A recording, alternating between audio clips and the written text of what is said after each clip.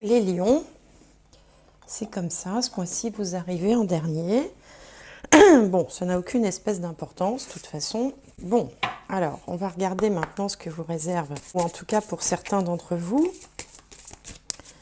puisque, comme je le dis à chaque fois, hein, les choses peuvent se produire un peu avant, un peu après, ou vous pouvez aussi ne pas être concerné du tout, hein, parce que heureusement, il faut se reposer de temps en temps, hein, il n'y a pas tout le temps une actualité débordante pour chaque signe.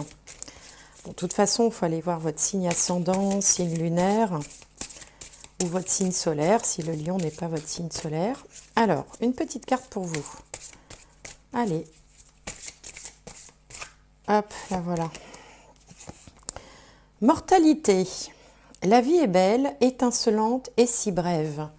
Vivez-la pleinement. Alors cette carte-là, vous voyez, elle apparaît quand, alors soit quand on perd un petit peu son temps, soit quand on manque un peu d'entrain, un peu d'énergie, on est en mode un peu bof-bof comme ça, et puis du coup cette carte est là pour vous rappeler qu'il y a plein de choses à faire et que la vie vaut la peine d'être vécue, bien sûr. Alors, même s'il y a des moments, les énergies sont moins porteuses, on a moins le moral, ça peut arriver à chacun. Alors, on va regarder ce que dit le tarot. Alors, hop. Ah bah, dis donc. Le tarot dit le monde. Vous voyez, un très bel arcane majeur. Il y a la roue de fortune qui s'est retournée. Le 6 de coupe. Il y a un petit côté nostalgique peut-être là, qui vous prend. Alors le monde, c'est l'achèvement. Donc c'est un arcane majeur, je crois que je l'ai déjà dit. C'est l'achèvement, c'est l'aboutissement. Ça peut correspondre à la fin d'un cycle, au moment où on atteint le résultat pour lequel on a travaillé depuis tout un cycle. Quel que soit le cycle, hein. Si c'est en numérologie, ça peut être 9 ans, ça peut être en astrologie, ça peut être un cycle de Saturne ou de Jupiter, enfin bon. Peu importe, il s'agit du résultat, de l'achèvement, de l'aboutissement. Alors, ça peut se manifester de deux façons. Soit on arrive enfin à obtenir ce pour quoi on a tellement œuvré, travaillé, désiré depuis longtemps. Soit c'est un cycle tout simplement qui s'achève et une nouvelle page qui commence. Alors, de toute façon, alors on est peut-être aussi dans des énergies comme ça de choses qui s'achèvent, hein. C'est peut-être pour ça aussi que vous aviez cette carte-là, parce que parfois, bah, vous savez, même quand les choses vont bien, prenez par exemple un livre. Vous terminez un livre et vous l'avez adoré, vous a plu. Bon, vous êtes arrivé à la dernière page et puis d'un seul coup, vous avez un sentiment de vide. Où vous vous dites, bon, bah, qu'est-ce que je vais faire maintenant? J'ai fini ce livre-là. Ou alors, vous vous êtes lancé dans je sais pas moi, dans un chantier de décoration chez vous. Vous avez mis beaucoup d'énergie, beaucoup d'enthousiasme et puis on arrive au bout. Il y a toujours un petit sentiment comme ça de vide, hein, qui peut vous prendre. Donc, vous pouvez être par exemple dans ces énergies-là. Alors, on va regarder ce que nous dit l'oracle du soleil. Alors, donc pour les lions, alors, toc, je sais pas ce qu'elles ont, elles sautent par 3 aujourd'hui. Voilà, et puis une petite dernière. Allez, toc, la voilà. Alors, ici on a le statut, l'intuition, les principes, la vengeance, tiens donc, et la soumission. Alors la soumission, alors moi dans ce jeu-là, là, dans l'oracle du soleil, je me fie surtout aux chiffres, aux planètes et aux signes, et moins aux mots que présente la carte. Parce que je ne suis pas toujours d'accord avec l'auteur, enfin bon, c'est pas grave. Ça n'empêche qu'il a fait de très belles cartes quand même, hein, très jolies. Donc alors, qu'est-ce qu'on a de beau? On a 2 cartes de Jupiter, une de Vénus, une de Mercure et une de Mars. Alors sur vous, on a cette carte du statut qui porte le chiffre 2, ça correspond donc à la maison 2, Jupiter en taureau. Donc c'est plutôt une carte bénéfique, notamment sur le plan matériel, financier, ou des biens, enfin, des biens immobiliers, ou encore sur le plan du physique, hein, de la santé. Euh, on sent avec cette carte aussi que c'est quelque chose euh, qui a pour vous une certaine importance. C'est-à-dire que euh, vous avez besoin quand même de vous rassurer dans un certain confort. Et le fait d'avoir un confort qui s'améliore, eh bien, c'est important pour vous. Voilà, bon, on en est tous là. Enfin, je veux dire, on préfère tous vivre heureux dans un château que malheureux dans un taudis, hein, forcément. Mais bon, on sent ici que c'est un petit peu au centre de vos préoccupations. Alors peut-être que vous êtes en train de regarder comment investir votre argent, ou au contraire préserver vos acquis, ou alors essayer d'améliorer une situation. Hein, ça peut être une nouvelle voiture, une nouvelle maison, ou encore quelque chose qui va vous donner l'impression que quelque chose de statutaire, c'est-à-dire qui va vous permettre de progresser. Par exemple, pour certaines personnes, le fait de se marier fait partie des choses qui sont visibles, hein, pour l'extérieur, et qui font, comment dirais-je, qui représentent une forme de progression. Avoir une promotion aussi au travail, c'est pareil, on a un statut qui change. Si par exemple vous passez cadre, voilà, ça permet de changer. Il y a tous les signes extérieurs de richesse aussi. Donc on sent que vous êtes dans ces préoccupations-là, soit parce que vous êtes arrivé à la fin de quelque chose, d'un cycle, et qu'il y a une décision à prendre en lien avec tout ça, hein, avec ce que je viens de citer, hein, les biens matériels, immobiliers, une promotion, etc. Soit parce que vous pouvez être aussi dans la période actuelle un petit peu dans une forme d'inquiétude par rapport à l'avenir. Alors ici on voit qu'en contre on a l'intuition, Mercure en Cancer. Et donc justement vous n'avez pas envie de vous en remettre uniquement à votre intuition. Vous savez, il y a des personnes qui disent, bon, bah tiens, j'ai envie de faire ça, je vais faire ça, puis on verra bien, advienne que pourra. Là, non, on sent que quand même, c'est comme si vous vous disiez, bon, il ne faut pas se planter, quoi. Donc, donc, vous avez, justement, vous vous reposez sur un certain nombre de principes, comme le dit la carte en haut. Alors, les principes, ce n'est pas forcément quelque chose de restrictif et dans un carcan, mais ça peut être vos principes à vous, c'est-à-dire ce qui est important pour vous en réalité. Hein, donc vous allez comme dresser une liste un petit peu de ce sur quoi vous ne voulez pas transiger, et essayer de vous y tenir. Alors en même temps que vous faites ça, vous êtes quand même animé peut-être aussi par un désir d'ailleurs, hein, parce que quand on regarde cette carte-là, on voit un tout petit bonhomme ici, là, un tout petit bonhomme, qui a un sac à dos sur le dos et qui s'apprête à franchir les portes du pays, du château, de la ville, pour aller découvrir ce qu'il y a plus loin. Alors, vous pouvez être pris dans ces deux sentiments un peu ambivalents. D'un côté, vous avez envie de protéger vos acquis, et de l'autre, vous iriez bien voir plus loin si l'herbe est plus verte ou plus agréable. Mais pour ça, vous allez vous reposer plutôt sur une forme de logique, ou en tout cas sur des critères tangibles qui sont les vôtres. C'est-à-dire, quelque part, vous rejetez un petit peu l'intuition. Vous la laissez de côté pour ne pas vous laisser emporter par la passion, par le coup de cœur, vous voyez, ce genre de choses. On dirait d'ailleurs ici avec la vengeance, alors la vengeance, le mot me semble un petit peu fort, hein, Mars en Scorpion, il y a plutôt peut-être une idée de revanche. Alors peut-être revanche sur quelque chose qui s'est mal passé précédemment, une revanche aussi sur la vie, hein. Des fois, voilà, hein, on se fixe un objectif et on se dit, ben, quand je serai là, voilà, j'aurai réussi, ou j'aurai en tout cas dépassé telle ou telle difficulté que j'ai connue, ou enfin bon, on a tous des raisons des motivations par rapport à nos objectifs personnels. Et puis on voit aussi que vous allez mettre de l'énergie, puisque Mars c'est l'énergie, c'est ce qu'on fait, hein, finalement. Également aussi, là aussi dans les finances, hein, avec la maison 8, hein, ça peut parler des finances. Donc peut-être qu'on veut mettre de l'ordre dans ses papiers, ou qu'on veut aussi, comment dirais-je, être décisionnaire. Voilà, vous ne voulez pas que quelqu'un d'autre décide à votre place, et vous voulez un petit peu prendre le lead dans cette histoire-là. Bon.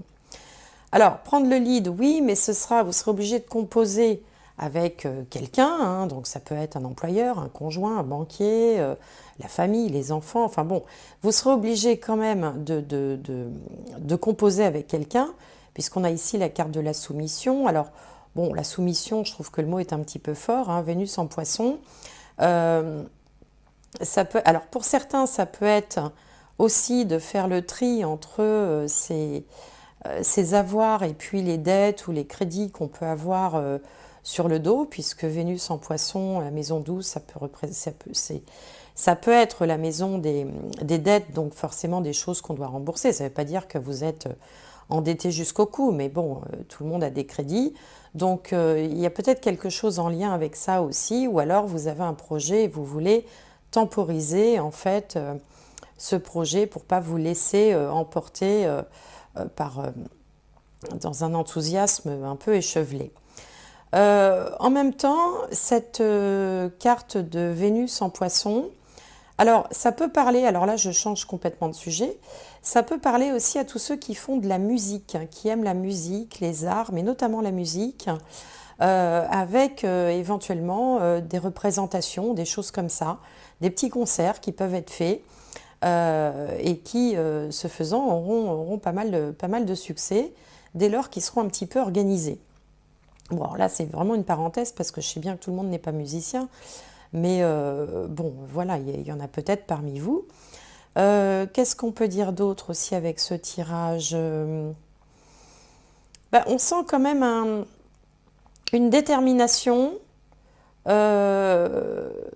y a quelque chose aussi de l'ordre de se garder en sécurité, vous voyez? C'est-à-dire que c'est comme si vous arriviez à un carrefour, hein, à la fin d'un cycle, et puis que vous disiez, bon, maintenant, voilà, il ne faut pas que je me trompe, il faut que je fasse les bons choix, il ne faut pas que je me laisse déborder, entraîner trop loin, mais en même temps, j'ai aussi envie d'accéder à mes rêves, hein, parce que Vénus en Poisson, c'est aussi les rêves secrets. Et vous, votre rêve secret, quand même, est en lien avec le statut.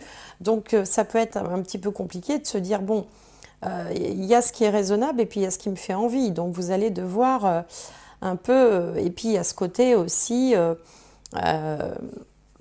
revanche un petit peu sur la vie.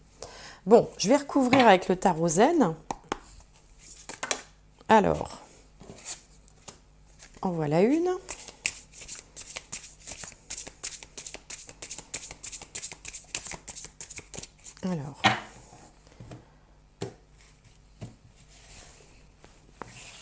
Alors, il m'en faut encore 4.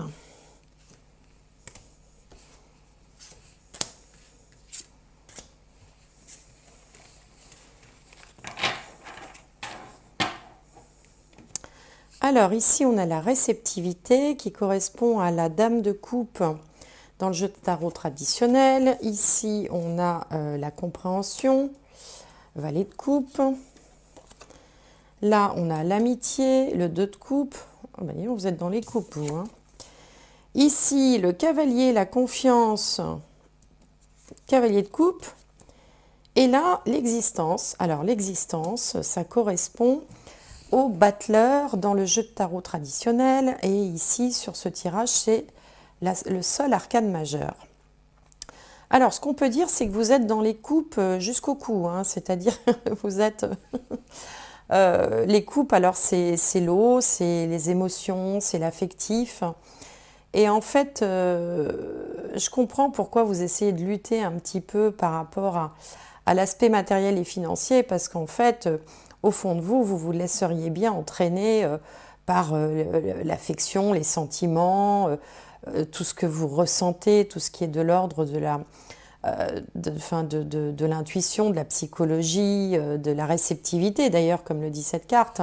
Donc il y a une espèce de petite lutte entre vous et vous, parce que vous êtes en réalité complètement enclin à vous laisser porter par ceux que vous aimez, C-E-U-X, et ceux que vous aimez, C-E, si vous vous écoutiez complètement, quoi. Donc la réceptivité, ici, c'est la dame de coupe. Il se peut aussi, alors soit ça peut vous représenter, admettons que vous soyez une dame, ça peut vous représenter, mais à ce moment-là, on a quelqu'un d'extrêmement bienveillant, attentif, à l'écoute des autres, dans l'empathie, peut-être un peu dans la spiritualité ou le soin, ou la thérapie. Enfin voilà, on a quelqu'un comme ça de très attentif aux autres d'une manière générale. Ou alors vous avez près de vous quelqu'un qui a ces caractéristiques-là. Non pas que vous soyez pas sympa, hein, c'est pas ce que je veux dire, mais là dans le jeu, je pense pas que ce soit vous que ça caractérise. En contre, eh bien, on a la compréhension, 5 de coupe, donc en fait, à la fois, je vous disais tout à l'heure, vous vous reposez, vous voulez vous reposer sur des choses tangibles, factuelles et chiffrées, mais en même temps, la dernière chose que vous voulez, c'est faire de la peine, à votre entourage, justement en rejetant complètement la partie intuitive, très certainement, de la dame de coupe ici. En haut, on a l'amitié, sur les principes, on a l'amitié, donc le 2 de coupe, qui est une... alors, c'est rigolo d'ailleurs, parce que dans ce jeu-là, ils appellent ça l'amitié, alors dans la plupart des jeux, ça représente un couple d'amoureux, généralement, avec un amour, d'ailleurs, souvent profond, sincère, authentique, vraiment l'amour rêvé, souvent de longue date, etc. Bon, donc ici, bon, ça s'appelle l'amitié, pourquoi pas, après tout, pourquoi pas. Mais on sent que vous auriez bien envie peut-être d'essayer un nouveau chemin ou d'essayer autre chose, mais en même temps, on sent que vous composez à deux. Hein, c'est pas quelque chose qui se fait tout seul. Alors ça peut être aussi une association professionnelle, par exemple, auquel cas, en effet, il peut être question d'un ami ou même d'un partenaire de vie. Pourquoi pas, on peut travailler en couple aussi. Hein.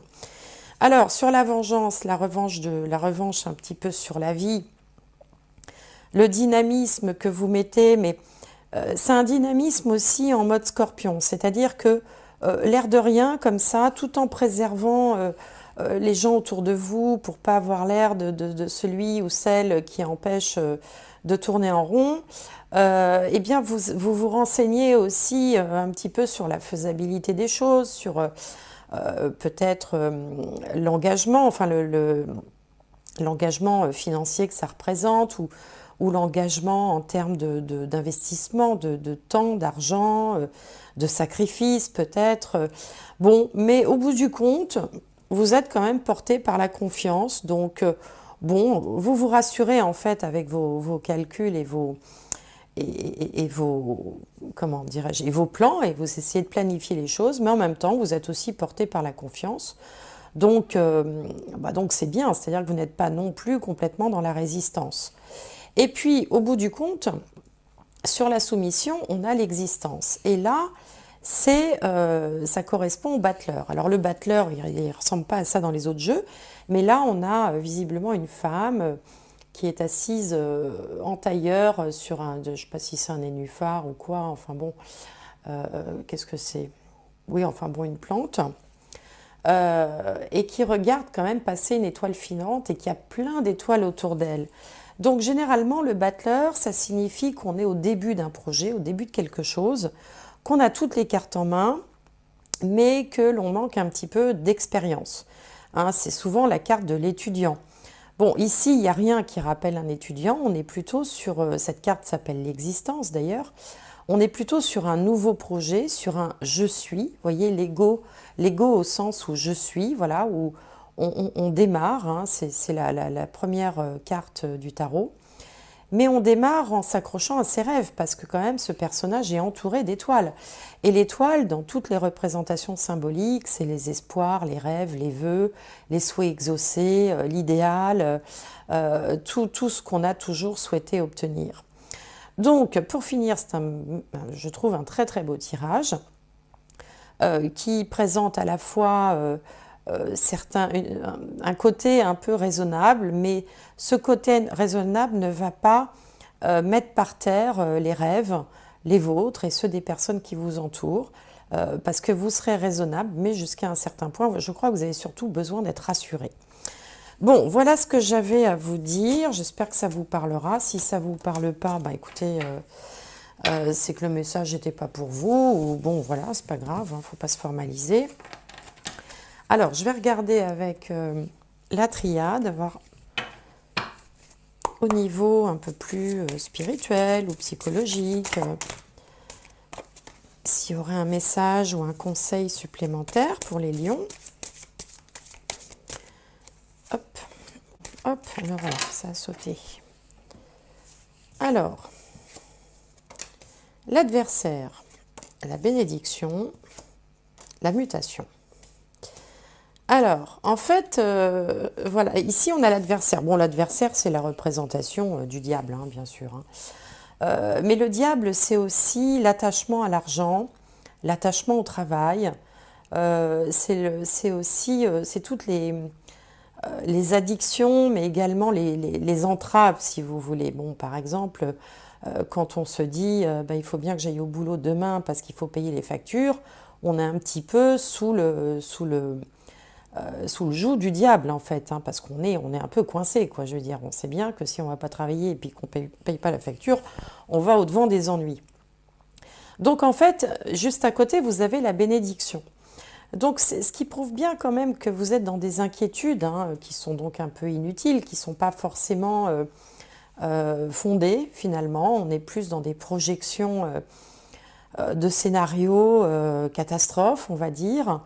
Et que, heureusement que cette bénédiction est placée entre les deux cartes, parce que une fois que vous aurez réglé finalement cette peur qui vous assaille, et bien là, vous allez pouvoir changer. Avec la carte de la mutation, vous allez pouvoir avancer. Et je comprends mieux pourquoi il y avait cette carte de la mortalité, parce que, en fait, quand on est dans les peurs, c'est un petit peu sclérosant. Vous voyez, on s'empêche de vivre, hein, parce que pendant qu'on a peur, on ne fait rien d'autre. Donc, et puis ça baisse les énergies, ce qui n'est pas bon. C'est pour ça qu'on vous dit, voilà, la vie est belle, vivez-la pleinement, parce que finalement, bon, ça ne sert à rien de s'inquiéter inutilement en imaginant des problèmes qui ne sont pas encore là, quoi, vous voyez, qui n'ont pas lieu d'être. Donc voilà ce que je voulais vous dire. Alors moi, je vais tirer une dernière carte.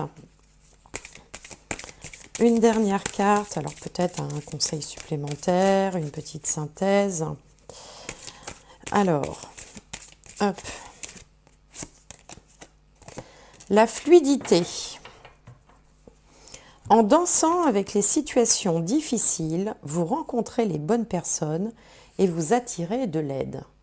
Et oui, on retrouve ce petit envie de voyage, la fluidité. En dansant avec les situations difficiles, vous rencontrez les bonnes personnes et vous attirez de l'aide. Vous voyez, situation difficile, la carte du statut, une crainte de perte de statut ou perte financière. Et dessus, on avait la dame de coupe, hein, qui est par essence une bonne personne aidante. Donc, vous voyez, le message est clair, voilà, ne vous inquiétez pas finalement. Si on devait résumer comme ça, je vous dirais ça, ne vous inquiétez pas. Bon, bah écoutez, j'espère que tout ça, ça vous aura plu. J'en profite pour vous dire que j'ai une autre petite chaîne, bébé chaîne, qui s'appelle Un autre regard sur by Gwenola. Le by Gwenola est important parce qu'un autre regard sur, il y en avait déjà une chaîne comme ça. Et sur laquelle je fais des tirages de cartes. Évidemment, j'adore ça. Donc pour ceux qui aiment bien les cartes, je fais des tirages sur des sujets d'actualité, des grands mystères, quoi d'autre. Enfin voilà, bon écoutez, la playlist commence à avoir quand même quelques vidéos, donc il y a bien un truc qui vous plaira. N'hésitez pas à y aller, à vous abonner, à mettre un petit commentaire, ça me fera plaisir, puis ça m'aidera à faire grandir cette petite chaîne secondaire. Allez les lions, on ne se laisse pas abattre, hein, et je vous dis à bientôt.